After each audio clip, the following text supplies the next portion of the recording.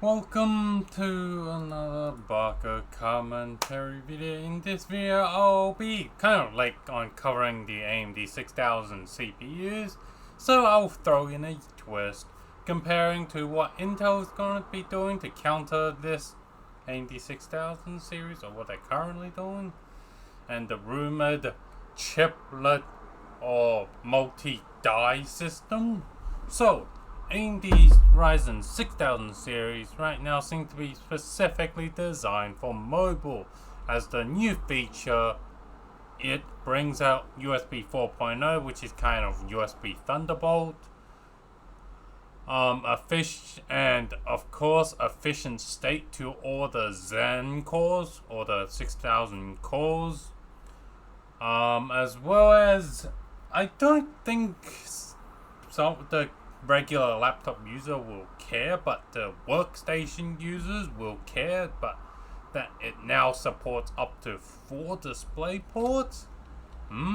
As well as their iGPUs, they finally ditch Vega and uses RDNA 2 GPU core, which is what the current latest generation of RX 6000 GPU uses. The negative of this Ryzen 6000 mobile, they seem to have in their H lineup have no Ryzen 3 option, which means in the ultra budget gaming laptop, AMD will basically have no option. As well as their R5 H series is cut down from their 12 CU unit. The R5s all are like 6 CU, which I don't think it can really be used for gaming at all. And this just kind of gives a bitter taste in my mouth, as I think we need the full 12 CU to really go 1080p low AAA title gaming. Yes, I guess the 6CU you can use it for esports 720p, I guess. But in my opinion, the R5 really not good. However, time to give my opinion on this. AMD Ryzen 6000 just shows that AMD just knows that they have no competition in the APU market, as Intel, well, they are struggling to give you the performance and the stability of their, APUs, and the Ryzen 5000 and 6000 just seem to be way better in terms of just pure APU. And Intel, on the other hand, is like, yeah, you can use it for office tasks, but if you start using the 12th gen iGPU, which uses the new Intel, I think DG1 stuff, and DG2 technology, it basically can't game and just crashes, according to a few people who have tried using Intel 12th gen CPU iGPU to game. What's really, in my opinion, is AMD is being super greedy with the APU lineup. The alternative, less likely thing it is, I think the AMD has some sort of contract with their custom SoC designers where they might have a non-competing clause where AMD's like being legally not allowed to make a APU that is capable of competing with their custom SoCs,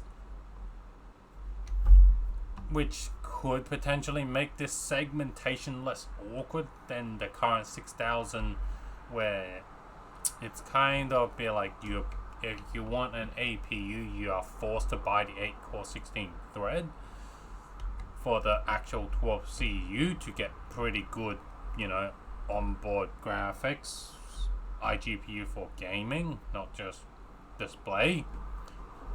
However, let's just end this 6000 discussion with a little bit more positive thing, I think, well, if there's one thing is, we finally see Zen 3 being able to go efficient mode, which I think is a good thing, where AMD is going to be able to, I don't know, in the future use their older architecture as efficient cores, than when the older architecture doesn't need to become an E-core, they can flip a switch and turn it into a, full performance core, but just last gen. Or anyway, this is, in my opinion, way better solution than their competitors, which I don't see their competitors really doing this. Now, on to talking about the Intel counter of their multi-die / chiplet solution, where they separate each component in its own die. So the CPU becomes its own die, the I/O becomes its own die, the memory controller becomes its own die, and the iGPU becomes its own die. So this is basically just an example. This thing, when I see this, it's pretty, from what I see, from the days I see from the new roadmap, and it's pretty hopeful that the new Intel leadership is going the right way. Opinions time. I think Intel has the issue of being a multi-trillion-dollar company with lots of bureaucratic paperwork that needs to go pass through a lot of layers before it's allowed to execute its plan. And once the